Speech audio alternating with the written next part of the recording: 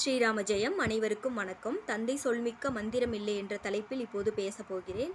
ஸ்ரீராமர், சீதை, இலக்குவன் மூவரும் மரவுரி அணிந்து வனவாசம் செல்ல தயாராகினர். சுமந்திரனின் வேண்டுகோளின்படி அவனது தேரில் ஏறி சென்று வனமடைந்தனர். சுமந்திரனோ, தாய் கைகேயி மன்னனை கொல்லாமல் விட்டாள். இப்போது நான் அங்கு சென்று அவரிடம் கூறப்போகும் வார்த்தைகளால் அவரை கொல்லப் போகிறேன் என்று பதறினான். அதற்கு ராமர், இப்போது நாம் மனம் மாறி நாடு திரும்பினால் அது தருமத்திற்கு அநீதி விளைவிப்பதாகும். மேலும் கடமை தவறினால் அது மடமையாகும். எனது சூழ்நிலையை உணர்ந்து நீ இப்போது அங்கு செல் என்றான். சீதை, அரசரையும் அத்தையும் வணங்கியதாக கூறு. மேலும் எனது கிளிகளையும் பூவைகளையும் பாதுகாப்பாக வைத்திருக்க சொல்லி எனது தங்கையிடம் கூறு என்று கூறி வழியனுப்பி வைத்தாள். சுமந்திரனை எதிர்பார்த்து காத்து கொண்டிருந்த மன்னரிடமும் வசிட்டரிடமும் சுமந்திரன் சென்று ராமர் மற்றும் சீதை கூறிய கருத்துக்களை கூறினான். அப்போது மன்னர், ராமன் மனம் மாறி இங்கு வரப்போவதும் இல்லை, எனது போக போகும் உயிரை வைத்துக்கொண்டு ஒரு புண்ணியமும் இல்லை என்று உணர்ந்தார். இம்மண்ணுலகை விட்டு விண்ணுலகத்திற்கு சென்றார் மன்னர். இதனை அறிந்த மனைவி கோசலை, காக்க வேண்டிய தலைமகனே தந்தையின் இறப்பிற்கு காரணமாகிவிட்டானே என நினைத்து வருந்தினாள். ஸ்ரீராமர், சீதை, இலக்குவன் மூவரும் கங்கை நதிக்கரையை அடைந்தனர். ராமர் சீதையின் கரம் பற்றி கங்கை நதியில் நீராடினார். சீதையின் இடையழகையும் அவளது அன்ன நடையையும் கயல்விழி போன்ற கண்களையும் பார்த்த வஞ்சிக் கொடியானது நீரில் மூழ்கியது. மூவரும் நதியில் நீராடி பின் அங்கிருந்த முனிவரின் உணவினை உண்டு அமுதினும் மேலானது என்று பாராட்டினர். என்ற தலைவன் வில்லேந்தி கரிய நிறத்துடன் கல்லினும் மேலான வலிய தோளுடன் ராமன் அங்கு வந்திருப்பதை உணர்ந்து அவரை அங்கே காண வந்தான். ராமனுக்கு படைப்பதற்காக தேனையும் மீனையும் காணிக்கைகளாக கொண்டு வந்தான். ஆனால் அவற்றை ராமன் உண்டு பழக்கமில்லாதால் குகனிடம், இதனை நாங்கள் ஏற்றுக்கொண்டோம், அதுவே சாப்பிட்டதற்கு சமம், நீ மனநிறைவு கொள்க அன்பனே என்றார். வேறெதுவும் உதவி வேண்டுமா என்று கேட்டான் குகன். அதற்கு ராமன், கங்கை நதிக்கரையை கடந்துதான் நாங்கள் வனத்திற்கு செல்ல வேண்டும், அதற்கு ஒரு படகினை தயார் செய்து கொண்டு வா என்றார். அதிகாலை என்றால் விரைவில் நாம் கரையை கடந்துவிடலாம், இப்போது தங்களுக்கு பாதுகாப்பாக இங்கே இருக்கிறேன் என்று பாதுகாவலாக இரவு முழுவதும் இருந்தான் குகன்.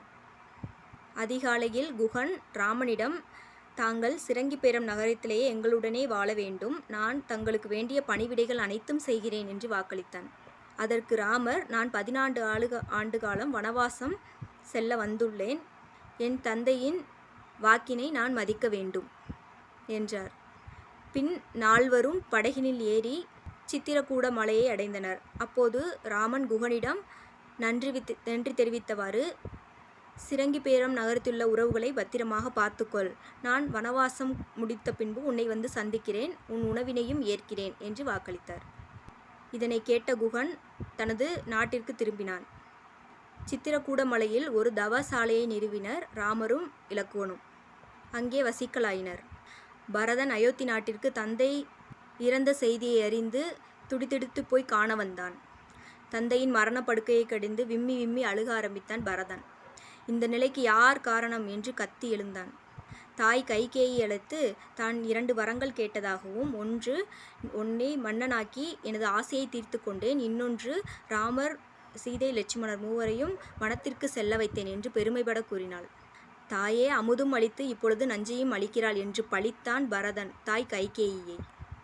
நேராக அன்னை கோசலையிடம் சென்று, இந்த சதி திட்டத்திற்கும் தனக்கும் எந்த சம்பந்தமும் இல்லை என்று கூறி கால்களில் விழுந்து மன்னிப்பு கேட்டான் பரதன். அவனை புரிந்து கொண்டு அவனை தேற்றினாள் கோசலை. தந்தைக்கு இறுதி காரியங்களையெல்லாம் முடித்துவிட்டு அண்ணன் ராமரை அரச பதவியை ஏற்க காட்டிற்கு சென்றான் பரதன். முதலில் குகனை சந்தித்துவிட்டு பின் ராமரை சந்தித்தான்.